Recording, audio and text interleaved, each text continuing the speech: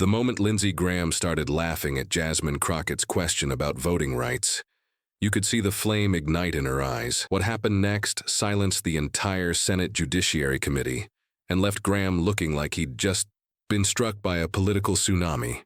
It was meant to be a standard hearing on election security. Senator Lindsey Graham, the 68-year-old South Carolina Republican and committee stalwart, sat assuredly at the chairman's seat, his reading glasses. Perched on his nose across the room, Representative Jasmine Crockett had been called to testify about voting access in Texas. The 43-year-old Democrat from Dallas looked composed in her navy blazer, but anyone who knew her reputation could sense the tempest brewing beneath the surface. Graham had been dismissive all morning, interrupting witnesses and making snide comments. Under his breath, when Crockett began explaining how new voting laws disproportionately affected minority communities, Graham even chuckled and shook his head. The cameras caught it all. His smirking look, the eye roll, the condescending laugh that would soon become his downfall. The crowded hearing room was filled with civil rights activists, election officials, and reporters from big news outlets. C-SPAN was broadcasting live, and political Twitter was already buzzing about the tension.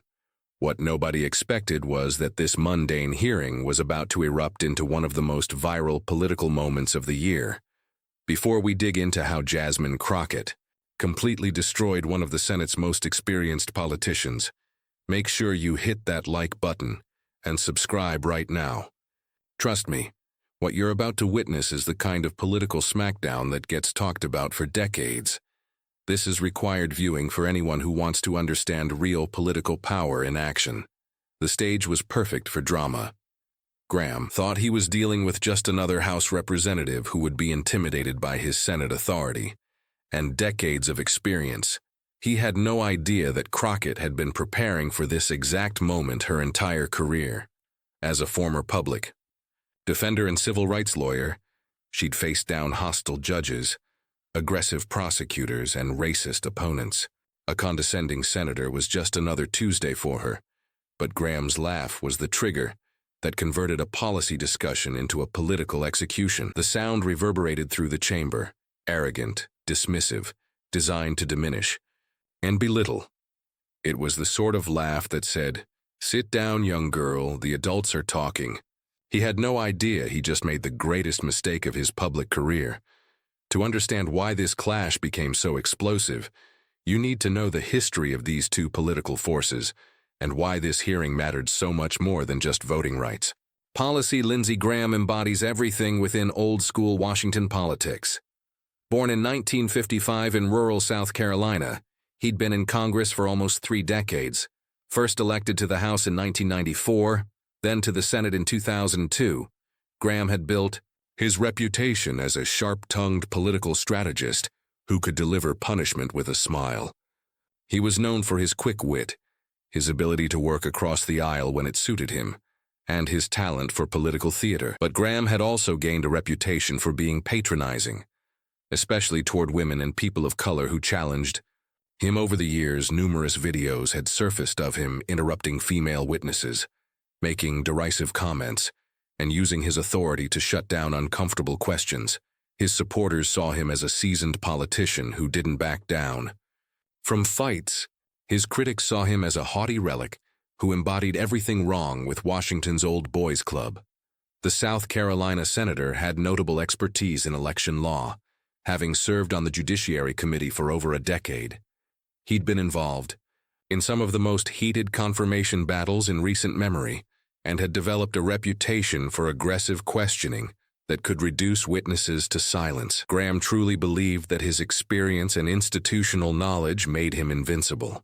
In these kinds of hearings, on the opposite side rested Jasmine Crockett. Represents a completely different kind of political power, born and raised in Siloam, St. Louis. She'd fought her way through college and law school before forging a career as a public defender and civil rights attorney. She'd logged years in courtrooms defending the rights of people who couldn't defend themselves, facing down tough judges and prosecutors who tried to intimidate her into submission. Crockett's journey to Congress had been unorthodox. She'd just been elected in 2022, making her one of the freshest members of the House. But her legal background and bold approach to confrontation had swiftly made her a rising star in the progressive movement. She'd gone viral multiple times for her piercing questioning of witnesses and her refusal to be intimidated by veteran politicians. What rendered Crockett particularly formidable was her preparation. Unlike many politicians who depended on staff to brief them, she did her own research, memorized case law, and came to every hearing equipped with facts, figures, and legal precedents. She'd learned in the courtroom that the best defense against intimidation was to be better prepared than your adversary. The stakes of this session couldn't have been greater. Republicans across the nation had passed dozens of new voting laws in the immediate wake of the 2020 election. Claiming they were necessary to prevent fraud, Democrats argued that these laws were crafted to suppress minority voting and return to the dark old days of Jim Crow. The outcome of this debate would influence forthcoming Supreme Court cases and possibly affect millions of voters. Graham's committee was considering federal legislation that would either bolster or weaken these local voting laws. The testimony being presented today would be cited in legal briefs, quoted in Supreme Court arguments, and used to justify policy decisions that could shape American democracy for generations.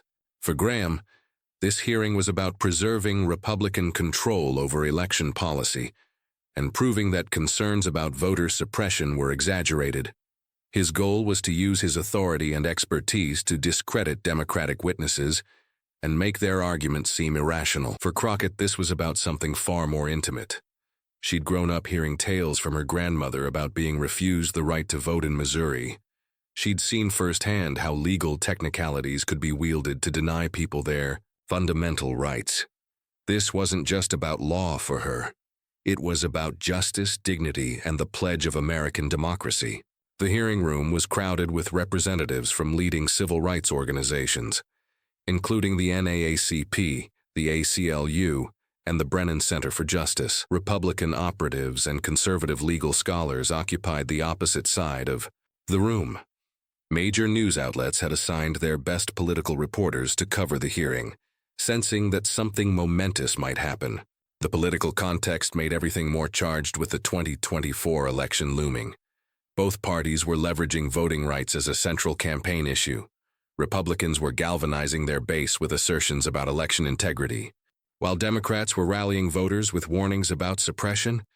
Every exchange in this hearing would be clipped, dissected, and weaponized by both camps. Graham had overseen hundreds of these hearings throughout his career. He was confident in his ability to shape the narrative, steer the tone, and push witnesses onto the defensive.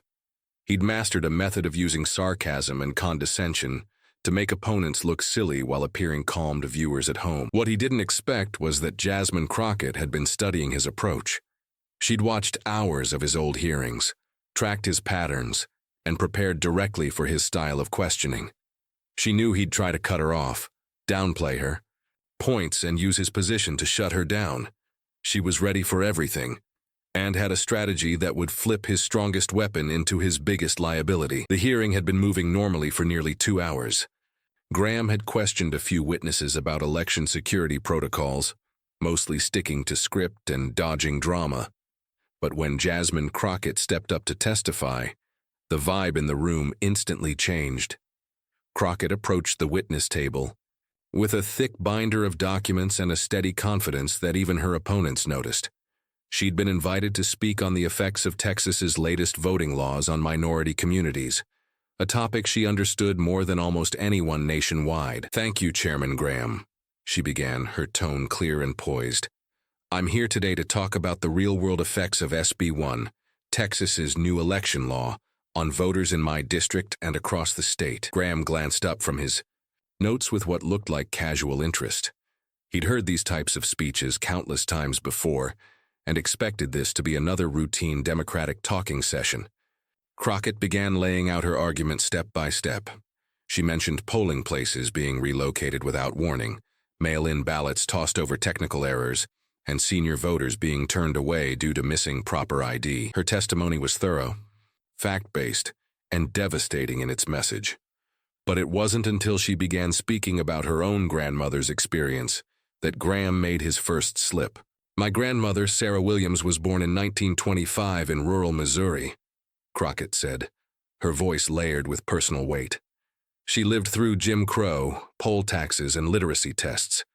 She used to share stories of walking miles just to vote, only to be turned away because she couldn't pay a tax or because some registrar said her signature didn't match. Graham shifted in his seat, clearly annoyed with the personal stories. She lived to see the Voting Rights Act signed in 1965, Crockett went on.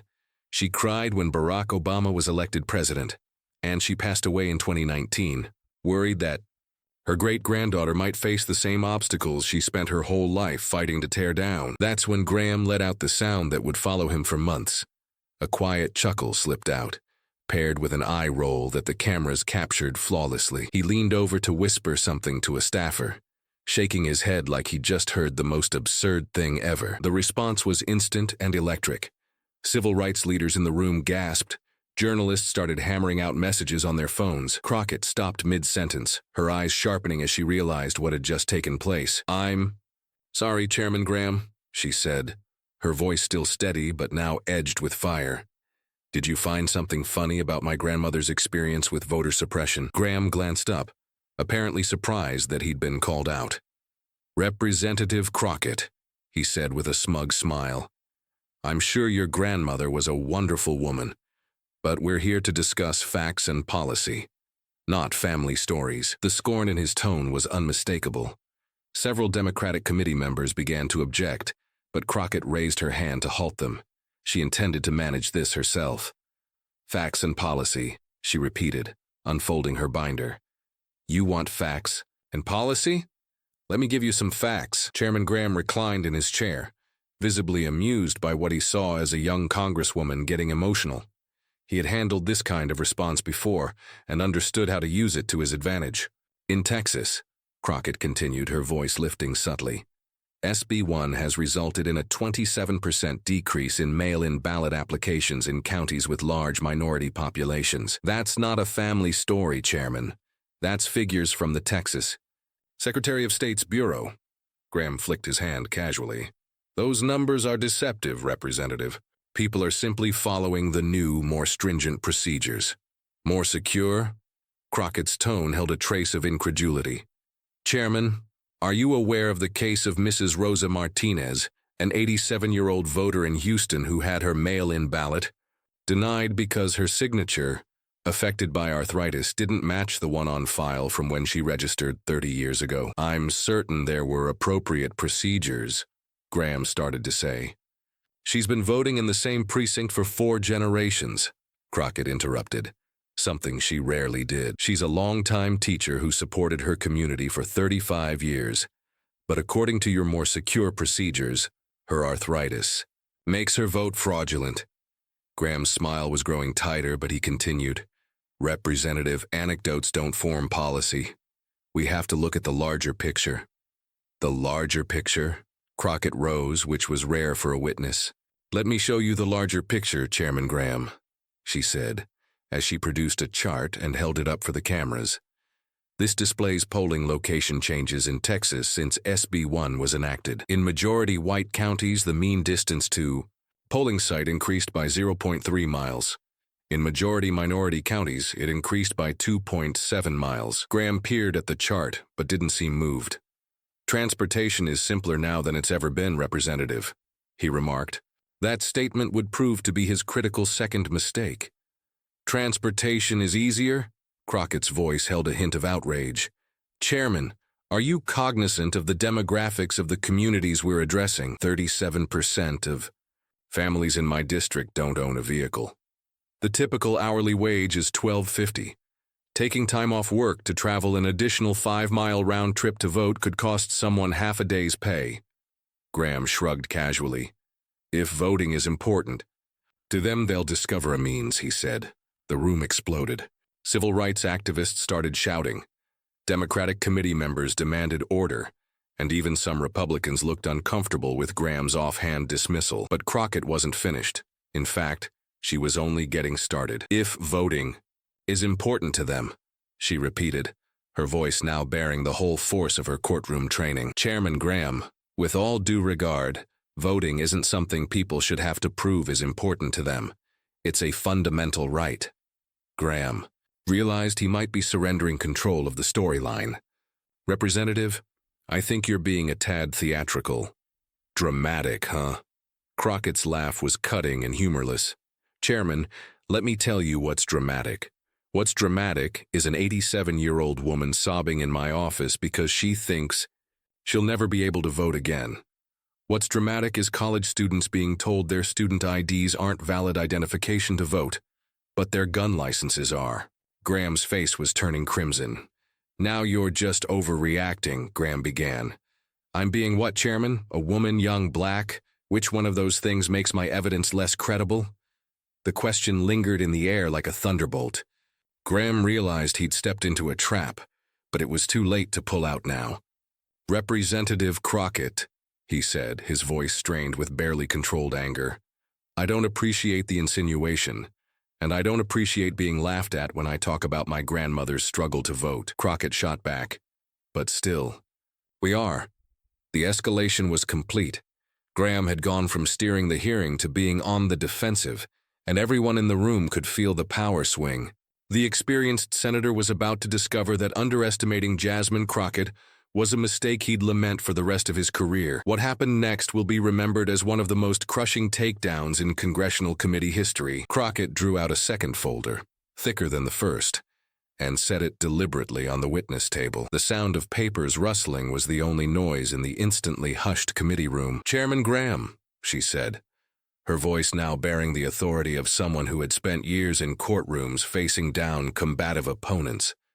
Since you seem to find voting rights concerns amusing, let me share some information that might assist. You understand why this isn't humorous to me or to millions of Americans.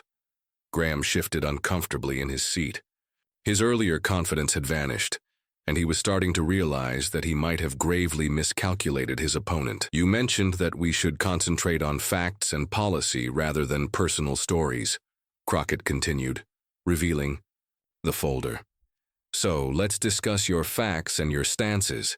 She lifted the first document and raised it for the cameras. This is a transcript of a speech you gave in 2013, Chairman Graham. In it, you said, and I quote, "Making it tougher for people to vote is not conservative. It's not American. It's just wrong." The room hummed with whispers.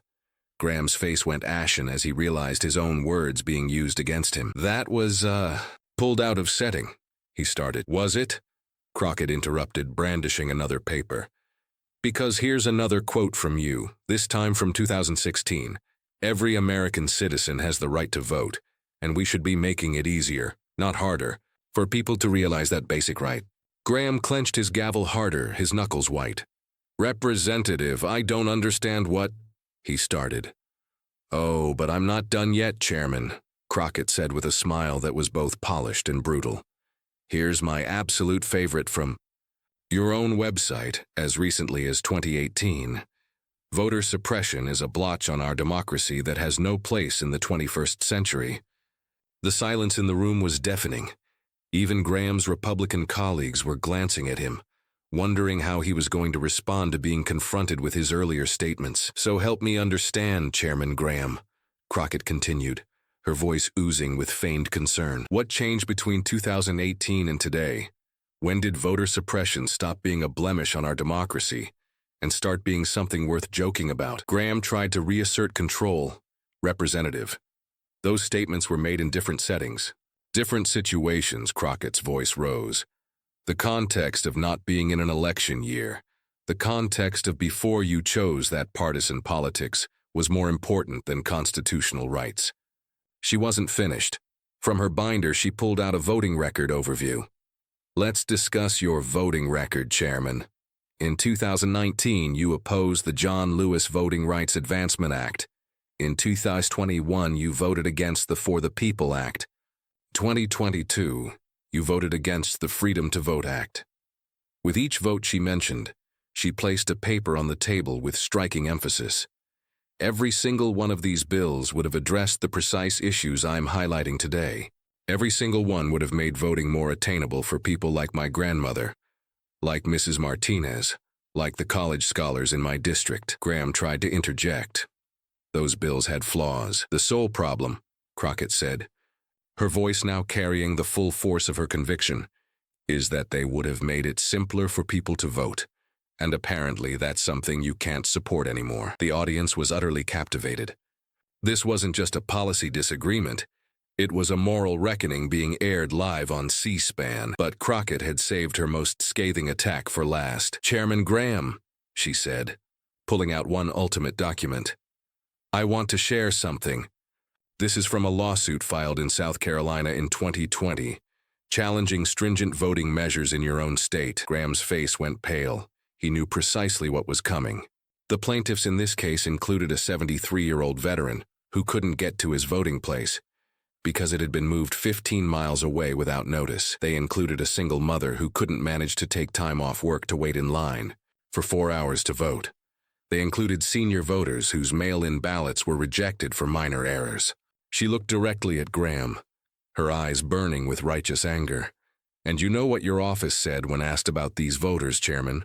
Your spokesperson said, and this is a direct quote, "If people can't be bothered to follow basic voting procedures, maybe they shouldn't be voting at all." The room erupted. Democratic committee members were shouting. Civil rights activists were on their feet. Even some Republicans looked shocked at the cruelty of the statement. But Crockett wasn't finished. "So let me ask you plainly, Chairman Graham," she said, standing up and facing him directly. "When you laughed at my testimony about voting barriers, were you thinking about that 73-year-old retiree in your own state? Were you thinking about that working mother who lost her income because she took time off to vote?" Graham tried to respond, but no words came out. "Or were you just thinking that it's funny when people like my grandmother, people like Mrs. Martinez, people like the voters in my community have to fight for a right that should be promised to every American citizen?" The power in the room had completely tilted. Graham, the experienced senator with decades of political warfare behind him, looked small and defeated.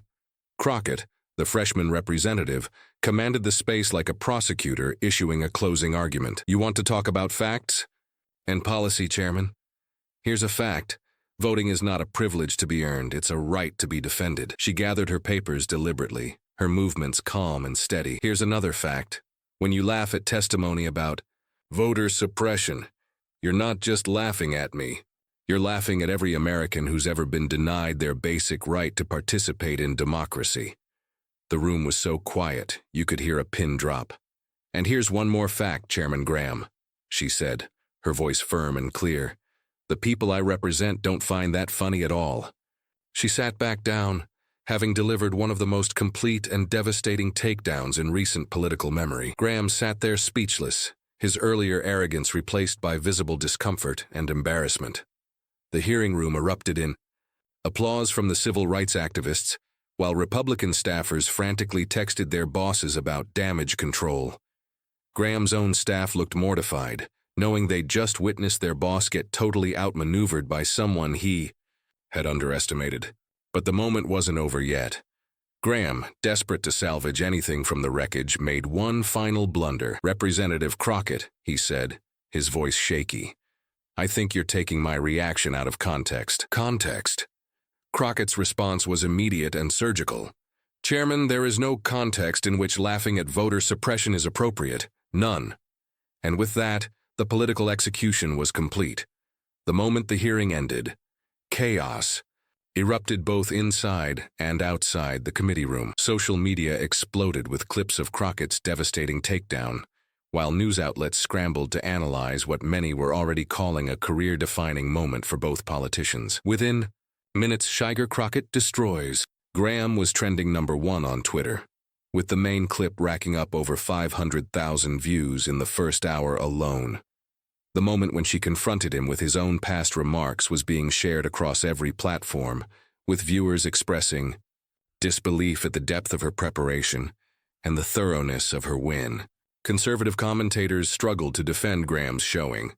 Fox News hosts attempted to frame the confrontation as a typical Democratic ambush, but even they seemed uneasy with Graham's dismissive chuckle and his failure to respond effectively to Crockett's documented evidence. Liberal outlets, meanwhile, were ecstatic.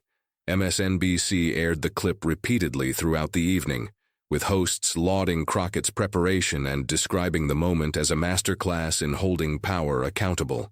CNN's analysis called it one of the most impactful pieces of congressional testimony in recent memory. But perhaps most notably, the reaction from voting rights organizations was overwhelmingly positive. The NAACP issued a statement calling Crockett's testimony powerful and necessary, while the ACLU described it as exactly the kind of advocacy our democracy needs. The Brennan Center for Justice announced that they would be incorporating clips from her testimony into their legal briefs for upcoming Supreme Court cases. For Graham, the aftermath was brutal and immediate. His office was inundated with calls from angry constituents, many of them elderly voters who had been offended by his dismissive attitude toward voting access issues.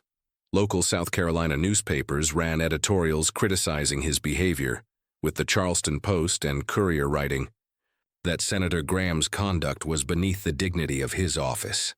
More damaging was the reaction from within his own party. Several Republican senators privately criticized Graham's handling of the hearing, with one telling reporters that Lindsey walked into that one with his eyes wide open. Another senior Republican operative was quoted as saying, "You never give your opponent that kind of opening. It was amateur hour." The fundraising impact was immediate and severe for Graham.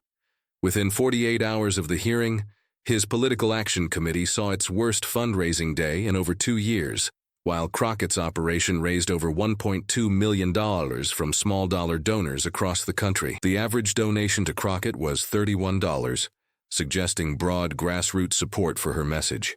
Major Democratic donors who had never heard of Crockett before the hearing began reaching out to her staff. A prominent civil rights lawyer donated $50,000 and wrote in his memo, "For showing us what real advocacy looks like."